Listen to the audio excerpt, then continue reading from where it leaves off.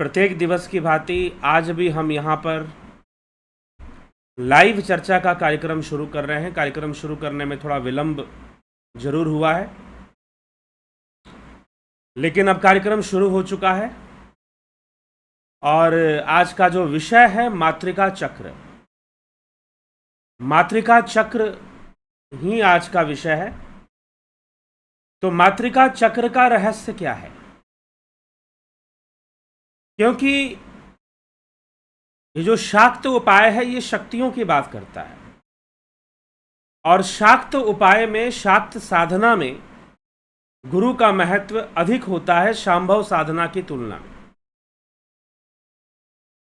क्योंकि शांभव साधना जो है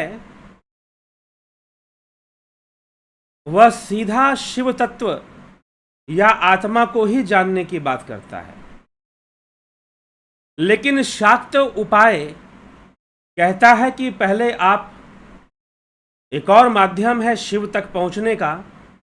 यदि आपके समझ से बाहर हो रहा है तो आप पहले प्रकृति की शक्तियों को जान लीजिए। प्रकृति की शक्तियों को आप जान लीजिए और जब आप प्रकृति की शक्तियों को जान लेंगे तो निश्चय ही आप शिव को भी जान लेंगे। तत्व ज्ञान करते करते आप अंततः उस ब्रह्म तक पहुंचेंगे, आप अंततः उस आत्मा तक पहुंचेंगे। तो शाक्त उपाय का जो मार्ग है वो प्रकृति का मार्ग है, मातृकाओं का मार्ग है। तो कल जो हमने विषय सुना गुरु उपाय, अर्थात गुरु के उपाय से, गुरु का उपाय जरूरी है। और गुरु के उपाय से होता क्या है? तो सूत्र कहता है, 7वां सूत्र, मातृका चक्र संबोध। गुरु के उपाय से मातृका चक्र संबोध, अर्थात गुरु उपाय से ही मातृका चक्र का सम्यक ज्ञान हो पाता है। गुरु उपाय से ही मातृका चक्र का सम्यक ज्ञान हो पाता है। वाच्य वाचात्मक, वाच्य वाचकात्मक विश्व का सृजन करने वाले जो मंत्रों का भी मुख्य कारण निश्चयपूर्वक मातृका ही है। मातृकाओं के द्वारा ही सृष्टि की रचना हो रही है, ऐसी मान्यता है। मातृकाओं के द्वारा ही सृष्टि की रचना हो रही है और मातृका, जो मातृका है, इन्हीं मातृकाओं से दुनिया बन रही है, सृष्टि हो रही है और सब कुछ इन मातृकाओं के वशीभूत है। तो मातृकाओं के वशीभूत है कहने का मतलब क्या है? मातृका किसे कहते हैं? आज हम इसी विषय को समझने का प्रयास करेंगे कि मातृका किसे कहते हैं, मातृका चक्र किसे कहते हैं। यहां पर शिव सूत्र में मातृका चक्र की चर्चा, कि मातृका चक्र संबोध, अर्थात मातृका चक्र का सम्यक ज्ञान होना।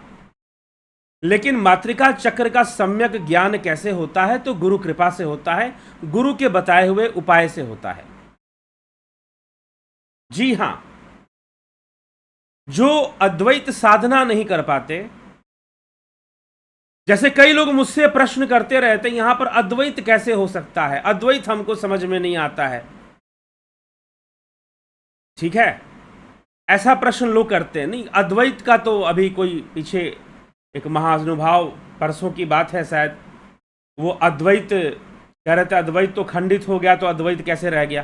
खंडित कहां से हो गया अद्वैत? और जो खंडित हो जाए वो अद्वैत कहां रह गया फिर? तो इसीलिए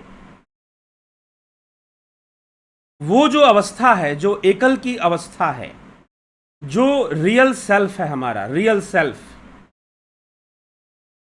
जो शून्य रूप है, शून्य समान प्रतीत होता है, लेकिन वही मंत्र वीर्य है।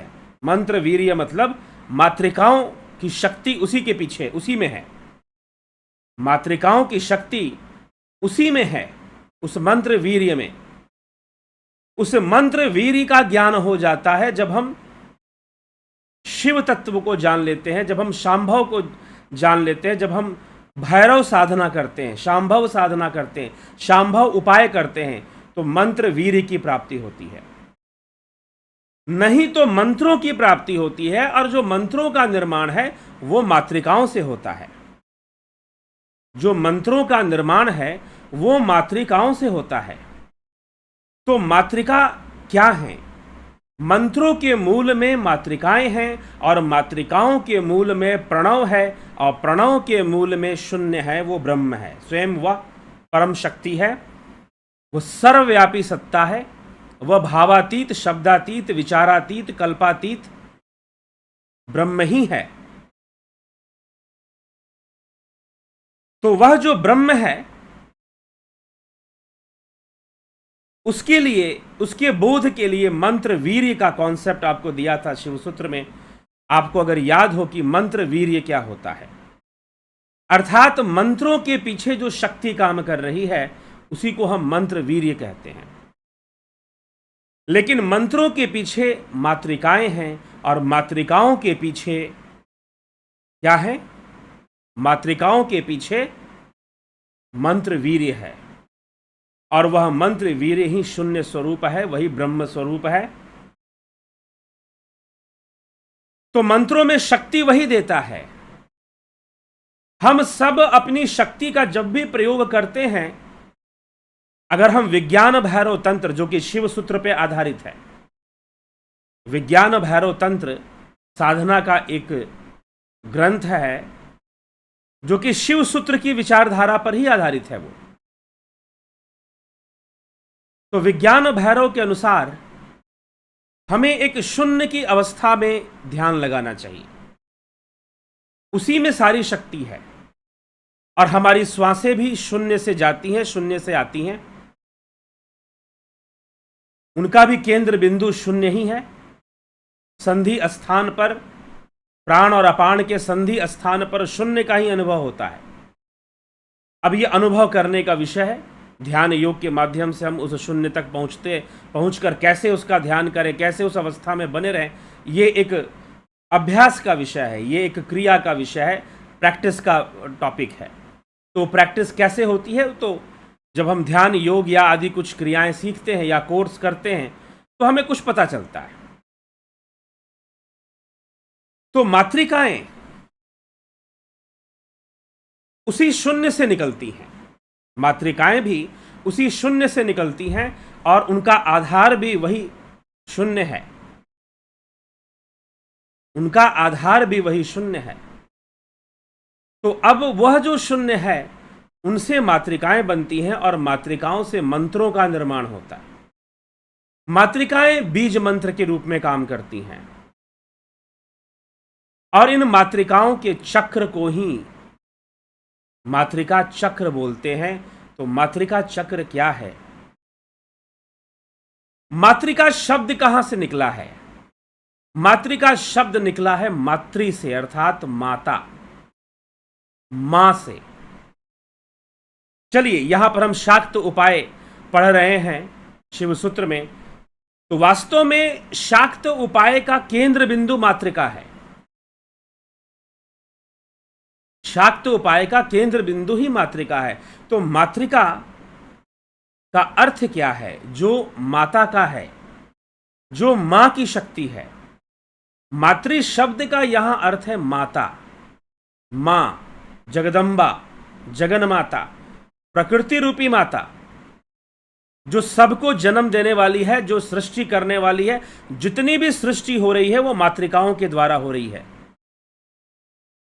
जितनी भी सृष्टि हो रही है वो मातृकाओं से हो रही है। मातृकाओं से होने कहने का मतलब कि अंग्रेजी में बोले तो मदर नेचर से हो रही है।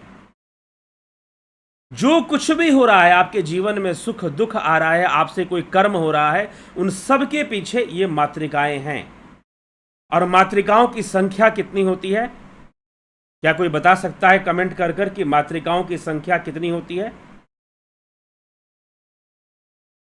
देवी पुराण के अनुसार 51 शक्तिपीठ का वर्णन आता है। 51 51 शक्तिपीठ का वर्णन आपने सुना होगा। 51 शक्तिपीठ का वर्णन आता है और ये 51 जो शक्तिपीठ हैं ये माता के स्थान हैं और यही 51 मातृकाएं भी मानी जाती हैं। माता के 51 रूप, देवी के 51 रूप, सृष्टि करने वाली जो महादेवी है, सृष्टि करने वाली जो शिवा है, जो शक्ति है, उसके 51 रूप हम 51 शक्तिपीठ के रूप में हम पूजते हैं। मंदिर बने हुए हैं जिनमें ज्वाला जी हिमाचल में, आसाम में कामाख्या जी, और ऐसे करके कई जगहों पर, अगर मैं एक एक का नाम लूंगा तो लंबा समय लग जाएगा। 51 शक्तिपीठों का नाम आता है, ठीक है। तो ये जो माताएं हैं ये सृष्टि करती हैं, लेकिन वो जो 51 शक्तिपीठ जो हैं, जो मंदिर बने हुए हैं, वो मंदिर तो एक पूजा का एक साधन मात्र है, लेकिन उनका जो सूक्ष्म रहस्य है उनके बीज मंत्रों में है, और उनके जो बीज मंत्र हैं वो 51 बीज मंत्र होते हैं। वो क्या होते हैं? 51 बीज मंत्र होते हैं। आज मैं इसका पूरा रहस्य आज आपके सामने रखूंगा कि 51 बीज मंत्र कौन से होते हैं। तो 51 देवियों के 51 बीज मंत्र हुआ करते हैं और उन बीज मंत्रों की साधना होती है। वैसे तो यह विषय बहुत ही बड़ा है, अपने आप में यह तंत्र का मूल विषय है। तो शाक्त उपाय से तंत्र साधनाओं का विकास किया गया था। जो शाक्त उपाय हैं, मातृकाओं के माध्यम से ही यंत्रों का निर्माण होता है। मातृकाओं के माध्यम से ही, जैसे षोडश मातृकाएं होती हैं, अष्ट मातृकाएं होती हैं, सप्त मातृकाएं चलती हैं, तो इन मातृकाओं से यंत्रों का निर्माण होता है, इन्हीं मातृकाओं से मंत्रों का निर्माण होता है, और यंत्र मंत्र और तंत्र की साधनाएं चलती हैं मातृकाओं के माध्यम से। लेकिन इन मातृकाओं के बीज में क्या है? मातृकाओं के परे कौन सी शक्ति है जो मातृकाओं के पीछे कार्य करती है? और मातृकाओं से मंत्रों का निर्माण होता है, तो मंत्रों से भी शक्ति कार्य करती है। तो जितने भी भावनात्मक शक्तियां संसार में हैं, उन भावनात्मक शक्तियों को साधने के लिए ये मातृकाएं सर्वश्रेष्ठ साधन बनती हैं, और इन मातृकाओं से बनने वाले मंत्र भी सर्वश्रेष्ठ साधन बनते हैं। जितनी भी भावनात्मक चीजें हैं संसार में, उन भावनात्मक चीजों को भावनाओं से साधने के लिए, भाव शक्ति से साधने के लिए मातृकाएं साधन बनती हैं। जी हां, भाव शक्ति से, क्योंकि अगर आपको भाव की वृद्धि करनी है, आपको बहुत धन चाहिए, आपको परिवार चाहिए, तो आप इन मातृकाओं और मंत्रों का सहारा आप ले सकते हैं। लेकिन यदि आपको शिव चाहिए, यदि आपको शिव चाहिए, आत्मा चाहिए, ब्रह्म चाहिए, तो प्रारंभिक साधना में मातृकाओं की साधना की जा सकती है। शाक्त उपाय को बताने का उद्देश्य ही यही है, उन साधकों के लिए जिनको अद्वैत शिव दर्शन, शैव अद्वैत नहीं समझ में आता, जो कहते हैं कि अद्वैत ये कैसी शून्य अवस्था, सारी चीजें तो भावनाएं होती है ना। अभी एक भाई साहब मुझे फोन किए थे, वो बार बार कह रहे थे कि भावनाएं ही आत्मा होती हैं, जबकि पूरी विवेक चूड़ामणि, शंकर साहित्य और यहां शांभव उपाय ये समझाने में लगा हुआ है कि आत्मा भावातीत तत्व है, beyond your emotions, beyond your feelings, जहां आप शून्य अवस्था को प्राप्त करते हैं। आत्मा वो चीज है, उसी की शक्ति सबके पीछे काम कर रही है। इसीलिए उसके बोध को मंत्र वीर्य का बोध भी कहा जाता है। जो मंत्रों के पीछे जो शक्ति काम कर रही है, मातृकाओं के पीछे जो शक्ति काम कर रही है। तो ये 51 मात्राएं, ये जो मातृकाएं हैं, यह हमारे वर्णमाला के अंदर, संस्कृत देवनागरी वर्णमाला के अंदर 51 अ से लेकर ज्ञ तक जो अक्षर आते हैं वही उनके बीज मंत्र हैं। 51 माताओं के, 51 जो माताएं हैं, जो माता का रूप 51 रूप है, उनके जो बीज मंत्र हैं वो अ से लेकर ज्ञ तक आप उनको पढ़ते हो। देवनागरी भाषा अगर आप पढ़ते हैं, अगर आप मराठी जानते होंगे, नेपाली जानते होंगे, हिंदी भाषा का ज्ञान रखते होंगे, संस्कृत भाषा का ज्ञान रखते होंगे, और भी कई भाषाएं हैं, जैसे कि आसाम में जाएंगे तो बोडो लैंग्वेज भी देवनागरी में लिखी जाती है। तो और भी कई भाषाओं को में जो है आपको देवनागरी को यूज किया जाता है। यदि आप देवनागरी को जानते हैं तो उसमें जो 51 अक्षर हैं, 51 जो लेटर्स हैं अ से लेकर ज्ञ तक, वह मातृकाओं के बीज मंत्र माने जाते हैं। वह मातृकाओं के बीज मंत्र के रूप में स्वीकार किए जाते हैं। वो बीज मंत्र हैं मातृकाओं के। तो मातृका चक्र कैसा होता है, आइए हम देखते हैं। और इसके मूल को मैं कुछ देर के लिए, मेरे सामने मातृका चक्र होगा और आप उस मातृका चक्र को समझने का प्रयास करेंगे। आप मेरी आवाज सुनेंगे और मातृका चक्र को समझने की कोशिश आप करेंगे। तो ये देखिए, ये मातृका चक्र है। अगर आप स्क्रीन पर सही से देख पा रहे हैं तो इसमें, इस मातृका चक्र में आपके सारे 51 अक्षर, अगर आप जो सर्कल, जो एक फूल की तरह बना हुआ है, जिसके हम देख सकते हैं पेटल्स बने हुए हैं। पेटल्स क्या होते हैं? फूलों के अंदर जो फूलों की जो पंखुड़ी होती है, जो पंखुड़ी होती है उसको हम पेटल्स कहते हैं। तो जो पेटल्स बने हुए हैं उसमें मातृकाएं लिखी हुई हैं और उन मातृकाओं के अंदर बीज मंत्र लिखा हुआ है। और बिल्कुल सेंटर में, बिल्कुल बीच में, अगर मैं इस फोटो को थोड़ा सा और बड़ा करूं, शायद आप ज्यादा बेहतर तरीके से देख पाएं। ठीक है, तो आप बिल्कुल सेंटर में अगर जाकर देखेंगे, आप देखिए, तो सबसे पहले आपको जो 16 स्वर होते हैं, वर्णमाला में जो 16 स्वर होते हैं उनको लिखा गया है। जो आपको, जैसे साइकिल में स्कोप्स होते हैं ना, आप देखिए, मान लीजिए कि एक पहिया है और पहिया के एक स्कोप्स हैं। आप अगर इस चक्र को समझ पाएंगे तो बेहतर होगा। तो आप देखिए, उसमें पहले स्वर लिखे हैं, अ, आ, ई, उ, अंग, आ, ओ, औ, ए, ली, री और री। इस तरह से ये सारी चीजें इसमें लिखी हुई हैं। और उसके बाद ये 16 है, इनकी संख्या कितनी है? 16। जब हम वर्णमाला 51 वर्णमाला में पहले ये 16 आते हैं, स्वर आते हैं, और स्वर के बाद व्यंजन आते हैं। तो 51 में से आप 16 घटा दीजिए, तो जितने बचेंगे उतने व्यंजन हो जाएंगे। तो व्यंजन लिखे हुए, तो सबसे ऊपर में व्यंजन हम क, ख, ग, घ, ण लिखा हुआ है। ठीक है, र और छ भी लिखा हुआ है। फिर स, दूसरी तरफ हम जाएंगे तो ज, च, छ, ज, झ, य लिखा हुआ है। अगर हम क्लॉकवाइज घूमेंगे तो ऊपर में, टॉप में आपको सबसे पहले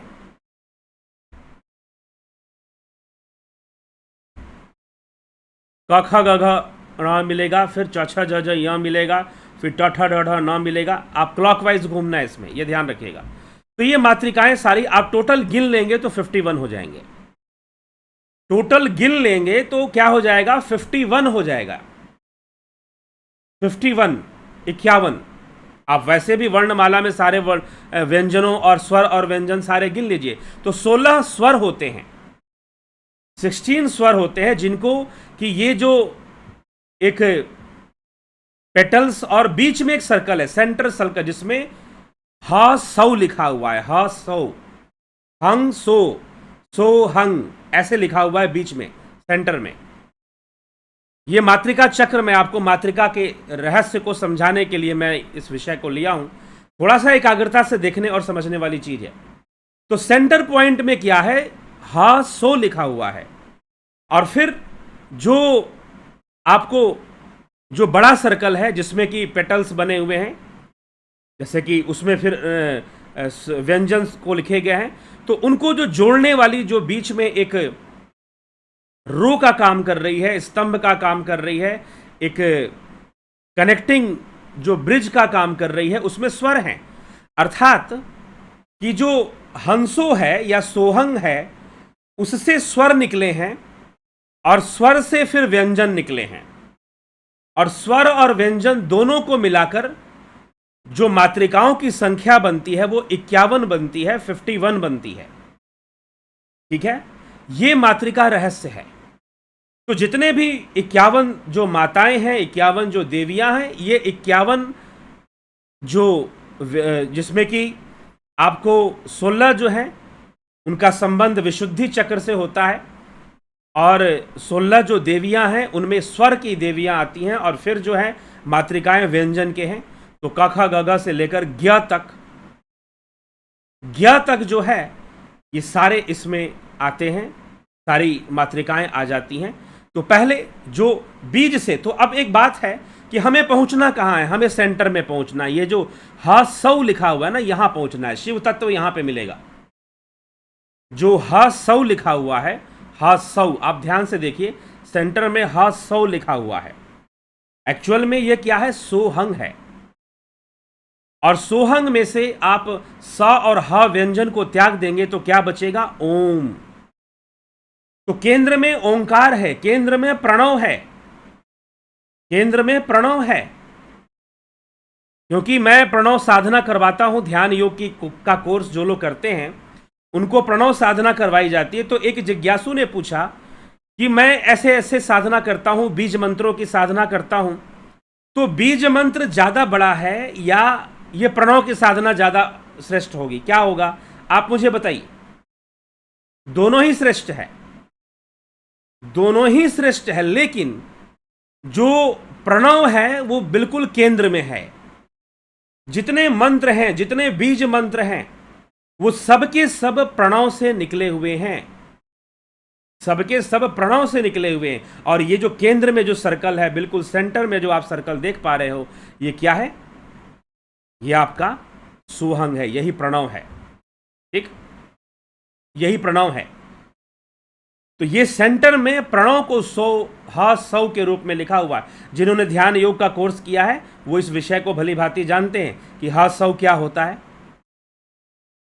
तो ये जो सौ लिखा हुआ है, इसी में ओंकार है। कैसे ओंकार है, शिव महापुराण कैलाश संहिता में, कैलाश संहिता के अंदर इसका रहस्य दिया गया है कि सोहंग में से आप स हटा दो और ह हटा दो तो क्या बचेगा, ओम बचेगा। आप व्यंजन हटा दीजिए, स और ह व्यंजन है और उसमें जो स्वर है उसको छोड़ दीजिए तो ओम बचेगा। और ओम जो है वो क्या है, वह भी सही नहीं है। अब इसमें भी हमारे जो उपनिषद हैं, उपनिषद इसका ज्ञान जब देते हैं, साधना का, प्रणव का ज्ञान जब उपनिषद देते हैं, तो वो कहते हैं कि पूरक और रेचक दो क्रियाएं होती हैं। पूरक में स और रेचक में ह की ध्वनि चलती है। पूरक में स और रेचक में ह की ध्वनि चलती है, और इनके बीच में शून्य अवस्था है। इन दोनों के बीच में शून्य अवस्था है। इन दोनों के बीच में ही मंत्र वीर्य का बोध होता है। ये जो श्वासों को लिया गया और श्वासों को छोड़ा गया, इन दोनों के बीच में ही मंत्र वीर्य का बोध होता है। इन दोनों के बीच में ही वो उस परम तत्व, उस आत्मा का वास है जो भावातीत अवस्था में है। बाकी ये संपूर्ण भाव जगत मातृकाओं के बंधन में है। संपूर्ण सृष्टि मातृकाओं से होती है, और ये मातृकाएं कहां से प्रकट होती हैं, तो उस शून्य से प्रकट होती हैं। उनके पीछे उस मंत्र वीर्य की शक्ति है, उस परम तत्व की शक्ति है। उसी से सबसे पहले प्रणव उत्पन्न होता है, सोहंग के रूप में प्रणव उत्पन्न होता है, और उसी सोहंग से फिर स्वर उत्पन्न होते हैं, अ आ ई उ री री लृ लृ ए ऐ ओ औ अंग अह। ये 16 स्वर उत्पन्न होते हैं। ये 16 स्वरों के बाद जो है व्यंजन उत्पन्न होते हैं, और 16 स्वरों और व्यंजनों को मिलाकर क्या बनता है, 51 मातृकाओं का निर्माण होता है। तो ये मातृकाओं का रहस्य है, ये मातृकाओं का रहस्य है हमें इस प्रकार से। इसलिए ये चक्र जो दिया गया है ये मातृका चक्र है, ये मातृका चक्र है। और अंत में जो पूरी सृष्टि, पूरा संसार, जो जड़ संसार है, वो जिन मातृकाओं से निर्मित है उन्हें हम ठ और बंग के नाम से जानते हैं। बंग और ठंग ऐसे उनका नाम दिया गया है। तो जो सृष्टि स्थूल जगत जिससे आधार पर है, तो इस तरह से ये 16 मातृकाओं का, 51 मातृकाओं, क्षमा कीजिएगा, 16 स्वर होते हैं उसमें। तो जो है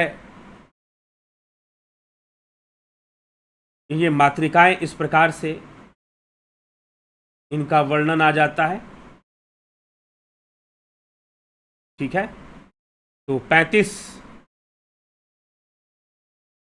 व्यंजन हो जाते हैं और 16 स्वर हो जाते हैं, इन्हीं से मातृकाएं। लेकिन इनके जड़ में, इनके केंद्र में प्रणव प्रणव बैठा हुआ है। इनके केंद्र में प्रणव बैठा हुआ है, इनके केंद्र में सोहंग बैठा हुआ है। ठीक है, इनके केंद्र में ओंकार बैठा हुआ है। आइए एक और चित्र से हम समझते हैं इस विषय को। ये देखिए, यह भी मातृका चक्र है, यह भी मातृका चक्र है। ठीक, तो यहां केंद्र में देखिए सीधा ओम लिखा हुआ है। पहले वाले चित्र में हमने देखा था सोहंग, हंग और सो लिखा हुआ था, लेकिन इस चित्र में हम देख रहे हैं सीधा ओम ही लिखा हुआ है। ठीक है, तो मुझे लगता है कि मातृका चक्र का रहस्य आप समझ पा रहे होंगे। आप समझ पा रहे हैं, ये जो आज का जो मातृका चक्र का जो रहस्य है वो सबके लिए है। जिन्होंने ध्यान योग का कोर्स कर लिया है उनके लिए भी, जिन्होंने नहीं किया है उनके लिए भी। ठीक है, तो ये मातृका चक्र का संपूर्ण रहस्य है। तो संपूर्ण जो संसार बना हुआ है, ये जो 51 स्वर और जो व्यंजन है, वह जो है 51 माताएं हैं। उनको माता के रूप में माना गया है, इसलिए उनको मातृका कहते हैं। दे आर क्रिएटिंग, वो अपने गर्भ में इस सृष्टि की पालना करती है, इसीलिए उसे जगन माता कहते हैं। इसीलिए गोस्वामी तुलसीदास जी लिखते हैं, उद्भव स्थिति संहार कारणिम क्लेश हारणिम सर्वश्रेयस्करीम सीता न तो हम राम वल्लभाम। सीता जी के लिए लिखते कि सीता जी कौन है? वो जन्म देने वाली है, वो पालना करने वाली है और वही संहार करने वाली है। ये शाक्त उपाय को समझना है तो मातृशक्ति को समझना है। शाक्त उपाय को समझने का मतलब मातृशक्ति को समझना, और ये जो शाक्त उपाय का ज्ञान है, जो भावनात्मक शक्ति का ज्ञान है, सिद्धियों का ज्ञान है, वो बिना गुरु के संभव नहीं है। इसीलिए गुरु उपाय से मातृकाओं का सम्यक बोध होता है, मातृकाओं का ज्ञान होता है। लेकिन एक योगी, अद्वैत की साधना करने वाला योगी, वहां भी गुरु का महत्व है, लेकिन अद्वैत की साधना करने वाला योगी अपनी प्रणव साधना से ही संपूर्ण मातृकाओं की शक्ति को जान लेता है, उसकी सूक्ष्मता में उतर जाता है। लेकिन समय तो लगता है साधना में, अभ्यास में। तो अब आप मुझसे पूछ सकते हो, क्या बीज मंत्रों का जाप कर सकते हैं? क्या 10 महाविद्या का अभ्यास कर सकते हैं? बीज मंत्रों का जाप कर सकते हैं? क्या यंत्रों की साधना कर सकते हैं? क्या यंत्र घर में लगा सकते हैं? जी लगा सकते हो, लेकिन सही से मातृकाओं का ज्ञान होना जरूरी है। यदि आपका उद्देश्य शिव तत्व की प्राप्ति है, यहां पर कहने का उद्देश्य है कि यदि आपका उद्देश्य शिव तत्व की प्राप्ति है तो मातृकाएं सहयोगी हैं। यदि आपका उद्देश्य मात्र सांसारिक भोगों और सांसारिक लोभ की प्राप्ति है तो मातृकाएं उसमें भी आपका सहयोग करेंगी। लेकिन आपका उद्देश्य जब डाउनवर्ड डायरेक्शन में है तो निश्चय ही उनका परिणाम भी उसी प्रकार से सामने आएगा। अब आपकी मर्जी है कि आप इन मातृकाओं का द्वैत रूप में प्रयोग हो सकता है। नकारात्मक प्रयोग भी हो सकता है, सकारात्मक प्रयोग भी हो सकता है। इसलिए इन मातृकाओं के माध्यम से ही तंत्र मंत्र यंत्र की रचनाएं होती हैं।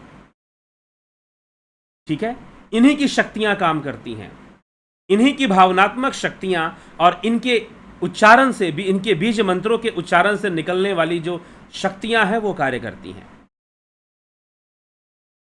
ठीक है, तो ये मातृकाओं का रहस्य इस प्रकार से, मातृका का सम्यक ज्ञान लिखा हुआ है। लेकिन मातृका है क्या चीज? पीछे भी मातृकाओं के ज्ञान के बारे में पीछे भी शांभव उपाय में भी चर्चा हुई थी, शांभव उपाय में भी चर्चा हुई थी, लेकिन वहां पर मातृका की चर्चा दूसरे रूप से थी। वहां पर जो फोकस पॉइंट था वो मातृका नहीं था, फोकस पॉइंट मातृका के पीछे जो शक्ति काम कर रही है।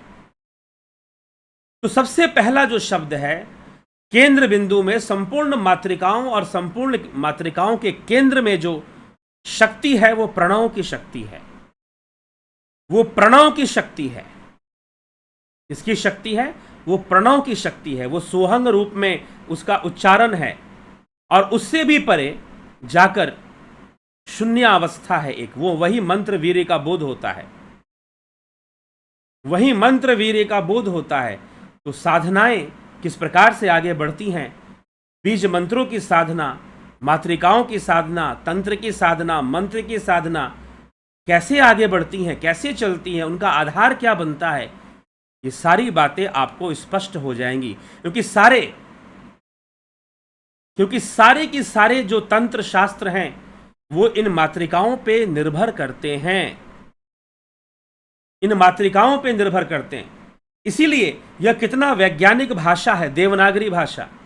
यहां तक कि जो सेट्स ऑफ व्यंजन है, जैसे क ख ग घ प फ ब, प फ हम ओठ की चिपकने से, तो इनको हम ओष्टव्य भी कहते हैं कि ओठों की चिपकने से प्रोनाउंसिएशन निकल रहा है।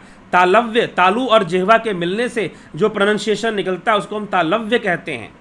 मुझे नहीं लगता कि पूरे वर्ल्ड में कोई ऐसी लैंग्वेज होगी जिसको इतना इस तरह से अरेंज किया गया होगा। इस तरह से जैसे ता, था, द, धा, ये सारी चीजें आपकी जिह्वा तालु से टकराती हैं, तब जाकर ये प्रोनाउंसिएशन निकलता है। तो सोच लीजिए कि हमारे जो ऋषि मुनि रहे होंगे, जिन्होंने हमें ये सब सारी चीजें दिए हैं, हमें ऐसी भाषा दी है, संस्कृत भाषा दी है, वो किस लेवल तक सोचते होंगे, उनके सोचने का स्तर क्या होता होगा, हम खुद कितनी गहराई में जाकर सोचते होंगे। हाँ, वो एक अलग बात है कि चलो इस चीज़ को नाम मिलेगा नहीं मिलेगा, क्योंकि मार्केटिंग का ज़माना है। जिस चीज़ का प्रचार हो जाता है लोग उस पर विश्वास करने लग जाते हैं, जिस चीज़ के पीछे भीड़ लग जाती है लोग उस पर विश्वास करने लग जाते हैं। समस्या यहाँ पर है। और जो एक इंटरनेशनल मीडिया है वो बहुत अलग ढंग से जो अच्छी चीज़ें हैं उनको ना उठाकर वो ऐसी चीज़ों को ज़्यादा उठाते हैं जो नकारात्मक होती है, नेगेटिव फॉर्म में होती है, नेगेटिव मैसेज को फैलाने के लिए। लेकिन ठीक है, प्रकृति की अपनी शक्ति है, नोबडी कैन डिनाई दैट। और उस प्रकृति की शक्ति, प्रकृति की संरचना, प्रकृति के कार्य करने का जो पैटर्न है, जो क्रिएशन का जो पैटर्न है,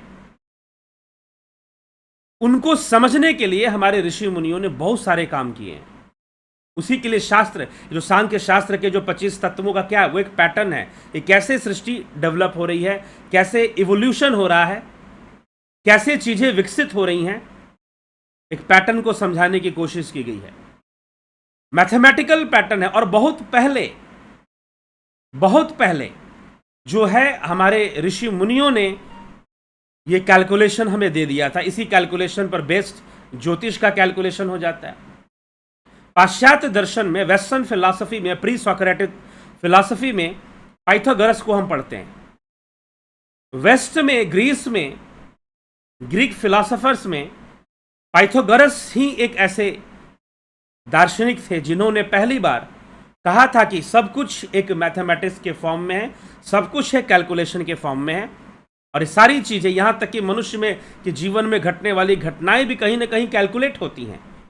एस्ट्रोलॉजी आज उसको प्रूव करता है, ज्योतिष का विज्ञान प्रूव करता है कि जी हाँ, हर चीजें कैलकुलेट होकर आ रही हैं सामने।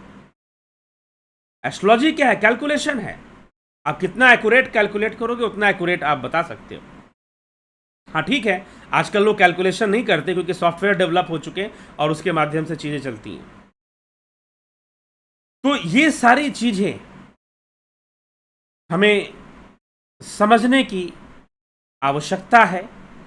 और यह जो विषय है मातृकाओं का विषय, ये मातृकाएं 51 मातृकाएं 51 माताओं के रूप में इन्हें स्वीकार किया गया, इसलिए इनको मातृका बोलते हैं। ये 51 जो स्वर और 16 स्वर हैं और 35 व्यंजन हैं। 16 स्वर, 16 स्वर होते हैं इसमें और 35 जो हैं व्यंजन होते हैं। तो टोटल 51 हो जाते हैं, 51 हो जाते हैं। 51 शक्तिपीठ का भी वर्णन इस तरह से आता है। तो इनको माँ के रूप में देखा जाता है। ये सृष्टि, इन्हीं से सृष्टि बनती है, यही सृष्टि कर रही हैं, तो इनको माँ माना गया है, इसलिए इन्हें मातृका कहते हैं। तो मातृकाओं का सम्यक बोध, ये जो सूत्र कहता है शिव सूत्र का शाक्त उपाय, पूरे शाक्त उपाय का ये निचोड़ है। कि गुरु उपाय से गुरु उपाय, हमने जो गुरु उपाय की जो बात की है, सम्यक बोध, मातृकाओं का सम्यक बोध हो जाता है। तो गुरु उपाय जो छठा सूत्र था उसमें लिखा गया गुरु उपाय, सातवां सूत्र कहता है मातृका चक्र संबोध। मातृका चक्र का संबोध होना, मातृका चक्र का सम्यक बोध होना। तो इसीलिए आज मातृका चक्र को हमने सामने रखा आपको इस YouTube वीडियो में। गूढ़ विषय है यह, एक थोड़ा सा गूढ़ विषय है, गोपनीय विषय है। तो मातृका चक्र किसे कहते हैं? मातृका चक्र जो आज मैंने आपको दिखाया और कैसे इसका निर्माण होता है, इनके केंद्र में कौन सी शक्ति है, तो प्रणव की शक्ति है, सोहंग की शक्ति, ओंकार की शक्ति है। वो प्रणव है। वास्तव में मुंह से ओंकार बोलना भी प्रणव नहीं होता। मुंह से जो हम ओंकार बोलते हैं वो उद्गीत है। मुंह से उच्चारण कर कर जो हम ओम बोलते हैं, ये उसे उद्गीत कहते हैं। उद्गीत मतलब ऊंचे स्वर में गाना। छांदोग्य उपनिषद का यह विषय, सामवेद का विषय है, ऊंचे स्वर में गायन करना। तो ओंकार को ऊंचे स्वर में बोलना उद्गीत का विषय है। लेकिन जो वास्तविक प्रणव है वो तो अलग ही है। अजपा गायत्री किसे कहते हैं? अजपा गायत्री का मिलेगा तो जाकर ये होगा। तो ऐसे बहुत सारे विषय हैं, बहुत सारी चीजें हैं इस साधनाओं में हमें समझने की आवश्यकता है। और ध्यान योग की साधना है वो उस बीज पर, जो सभी बीज मंत्रों का भी बीज है, जो सभी बीज मंत्रों का भी बीज है, उसकी साधना ध्यान योग में करवाई जाती है। जिन्होंने ध्यान योग का कोर्स कर लिया है दे नो वेरी वेल। और आज के इस वीडियो से और भी चीजें वो बेहतर रूप से जान गए होंगे। तो ध्यान योग में जो साधना करवाई जाती है, जो सभी बीज मंत्रों का भी बीज है, वो प्रणव है। और उसके अंदर भी जो शून्य है वह मंत्र वीर्य, वो उसका संबोध, वो शक्ति है, वही मंत्रों के पीछे की वही शक्ति है। सभी मातृकाओं के पीछे उसी की शक्ति काम करती है। वही परम चेतना है जो मातृकाओं को एक्टिव करता है और मातृकाओं के पीछे से कार्य करता है। वो सर्वव्यापी है, सभी मातृकाओं में वो व्याप्त है। तो संसार में भी वो हर जगह व्याप्त है, हर जगह। उससे परे कुछ भी नहीं है। आप जितनी भी चीजें संसार में देख पा रहे हैं, सजीव क्या है, निर्जीव क्या है, लोग प्रश्न करते हैं।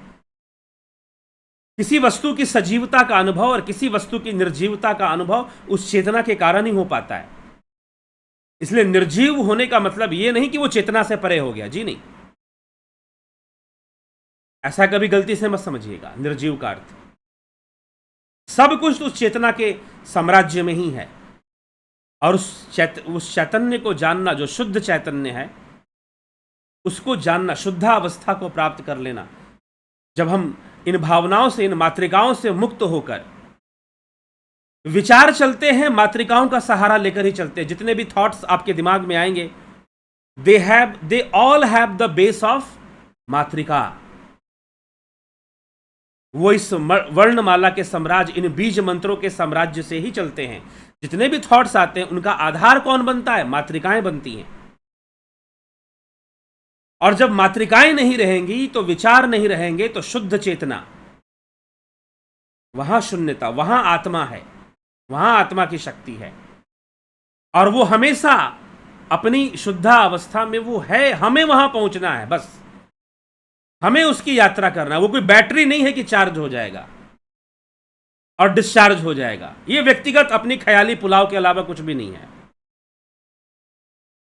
तो शास्त्र क्या कहते हैं? उस चेतना तक पहुंचना। अपनी मनगढ़ंत धर्म नहीं बनाना है कि भाई अपनी मनगढ़ंत विचारधारा को इमेजिन करके रखना शुरू कर दे। तो शास्त्र जो कहते हैं हमें उसी तथ्य को समझना चाहिए और वैसे ही समझना चाहिए। तब जाकर हम कुछ जान पाएंगे, तब जाकर हम कुछ प्राप्त कर पाएंगे, तब। और वहीं से लेकर जिसने कुछ अच्छा बता पाया, वो बिना उसको लेकर नहीं। क्योंकि जब हम साधना के सही पद्धति को प्राप्त करेंगे तो वैसे ही होनी चाहिए, तभी जाकर हम सही जगह पहुंच पाएंगे। ठीक? तो यह विषय हमें थोड़ा समझना है और समझकर चलना है। तो चलिए, ठीक है, ये मातृकाओं का विषय था। निश्चय ही आपने अगर पूरा सुना तो समझे होंगे। चलिए अब आपके कमेंट्स भी देख लेते हैं, कौन क्या कहता है। नवजोत नाथ जी, बहुत बहुत अभिनंदन है आपका। राजू पाल, गुरुजी नाथ संप्रदाय और गुरु गोरखनाथ के बारे में विस्तार से बताइए। कभी और चर्चा करेंगे। ठीक है, अभी तो शिव सूत्र पे चर्चा चल रही है। रविंद्र मकवाना जी, जगत नारायण जी, अवनी प्रधान, हरीश डंगवाल, विनोद कुमार सूद, अवधेश कुमार, विष्णुचंद्र मौर्य, रतन सिंह जी, रमेश पेशवानी जी, गोविंद प्रसाद नीमा जी, चितरंजन बरुआ, रूपलाल विश्वकर्मा, शिवा शर्मा, वीरेंद्र मिश्रा, सरोज कृष्णानी, राम प्रकाश, अमन कक्कर, उषा श्रीवास्तव, राम गोपाल जांगीर, सीताराम माली, कमलेश खैरनर जी, हरीश डंगवाल जी, नरसाराम जी, भिखू कुचाड़िया, सतीश मास्टर, उत्कर्ष तिवारी, माधुरी कोले जी, पंकज सोनी, नरेंद्र कुमार, प्रेम सागर यादव, अशोक गोयल, श्वेता राय सिन्हा, गणेश पवार जी, योगेंद्र पंडित, नरेंद्र कुमार। गुरु शब्द की हर कोई अलग अलग परिभाषा देता है, किंतु आप गुरु की सही परिभाषा बताने का कष्ट करें। बता तो कल ही चर्चा हो गई गुरु के ऊपर। राम निवास मीना, जितेंद्र साहू, नवजोत नाथ जी, पवन कुमार गुप्ता, शिवम भट्ट, सबका बहुत अभिनंदन है। ठीक, शक्तिपीठ का क्या अर्थ है? शक्तिपीठ अर्थात देवी के 51 स्थानों को शक्तिपीठ कहते हैं। ठीक है, शक्तिपीठ का अर्थ है कि वो मातृका रूप में ही वो शक्ति होती है। ठीक, बीज मंत्रों के रूप में ही वो शक्ति होती है। जय हिंदू राष्ट्र, Shivam Bhatt, Om Tatsat, Ram Vilas ji, Manish Jadav, Kanhai Kumar, Ram Singh Kashyap, Navjot Nath. Very mysterious deep concept. जी हाँ, मिस्टीरियस तो है थोड़ा सा। मैं नेपाल से हूँ, आशुतोष ढकल। मैं नेपाल से हूँ, कृष्ण प्रणामी धर्म निजानंद संप्रदाय में हूँ। हमारा गुरु जी 3 सरष्टि जीवे सृष्टि, ब्रह्म सृष्टि, ईश्वरो सृष्टि, ये टॉपिक में वीडियो बना दीजिए। कैसे बना दे? मैं सब कुछ पढ़ता नहीं हूँ, मैं प्रणामी संप्रदाय का अध्ययन नहीं करता। ठीक है, जलाराम रायका जी, जय श्री राम। राम विलास सर, मैं 14 अप्रैल को कोर्स के लिए थे, लेकिन रोज़ ध्यान योग से माथे पर वाइब्रेशन और भारी थोड़ा दर्द देता है। कोई बात नहीं, आप व्यक्तिगत रूप से संपर्क कीजिए। सुनील राजभर, और दर्द देता है तो ये कोई सबको होता है, नॉर्मल है ये फीलिंग, ये एक्सपीरियंस नॉर्मल है। इसके लिए चर्चा परेशान होने की ज़रूरत नहीं है। आदि कुशवाहा, निर्जीव अवस्था भी क्या चेतन का स्वरूप है? जी हाँ, निर्जीव अवस्था आपका अनुभव ही तो है, और क्या है? आपकी इंद्रिय अनुभूति ही तो है कि ये फलानी चीज़ सजीव है और फलानी चीज़ निर्जीव है। आपका सेंसुअल एक्सपीरियंस ही तो है ना कि कोई वस्तु निर्जीव है और कोई वस्तु सजीव है। ठीक है, तो आप जो सेंसुअल कॉन्शियसनेस है, अगर उसको सिर्फ कॉन्शियसनेस मानोगे तो नहीं चलेगा। ठीक, अगर उसको सिर्फ चेतना मानेंगे, सेंसुअल कॉन्शियसनेस को जो सेंसेस के साथ काम कर रही है, तो नहीं चलेगा ना। आप उसको सजीवता कहेंगे तो नहीं चलेगा। तो इसीलिए निर्जीव की अनुभूति भी एक सेंसुअल एक्सपीरियंस के रूप में ही आपको होती है, तो वो चेतना के साम्राज्य से अलग नहीं हो सकती है। ठीक है, हाँ, वो उसमें जीव नहीं है, उसमें जीव नहीं है, लेकिन चेतना है, वो चेतना के साम्राज्य में ही है भाई, तभी आपको वो अनुभव हो रहा है कि निर्जीव है। यही समस्या है। अगर अपनी ख्याली पुलाव से सारी बातों को डिराइव करोगे तो कुछ गड़बड़ कर जाओगे, कुछ गड़बड़ जरूर गड़बड़ कर जाओगे। नहीं समझ में आएगा कि शास्त्र क्या समझाना चाहते हैं। ठीक है, तो अपनी ओवर इमेजिनेशन करके अगर कुछ डिराइव करना चाहोगे तो कुछ क्लियर नहीं होने वाला। आपकी समझ से कई गुना ज्यादा डीप में ऋषि मुनियों का अनुसंधान था। आपकी बियॉन्ड इमेजिनेशन था। आप तो इमेजिन कर कर चीजों को लॉजिकली डिराइव किए जा रहे हो, लेकिन वो बियॉन्ड इमेजिनेशन था, तो मूल में जाकर था, तत्व में जाकर था, जहां पर विचार भी नहीं, कल्प भी नहीं, विकल्प भी नहीं, भावनाएं भी नहीं। उन सब से परे जाकर जो है उसकी शक्ति को ढूंढने की कोशिश वहां पर की गई है। ठीक, ज्योति दत्ता जी, बहुत अभिनंदन। संदीप सरोहा,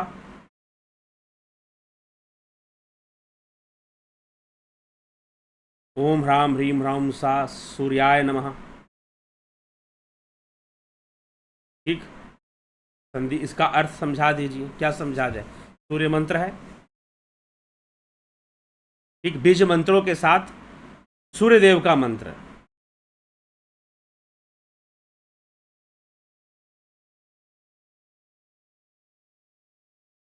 ध्यान समाधि तो पता है, पर सतोरी और संबोधि क्या होती है? शब्द जाल है। एक ही चीज को बताने के लिए अलग अलग समय में अलग अलग महापुरुषों और योगियों ने अलग अलग शब्दों का प्रयोग कर दिया। संबोधि सम्यक बोध है, एक सम्यक बोध ही संबोधि है, नाम से ही पता चल रहा है। तो इसीलिए सुनते जाइए और शब्दों में ज्यादा मत उलझिए। बौद्ध दर्शन पे चर्चा आएगी तो संबोधि क्या है, समुत्पाद क्या है, बहुत तरह के विषय आते हैं। उन सभी विषयों पे टॉपिक्स को क्लियर किया जाएगा, ठीक है, चिंता मत कीजिए।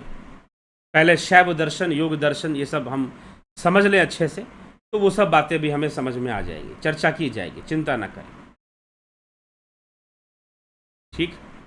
तो चलिए, अब इसी के साथ शिवलिंग के पूजन का अर्थ भी स्पष्ट हो गया, ठीक है जी, अच्छी बात है। विराम देते हैं, कल फिर मिलते हैं लाइव चर्चा में आपसे।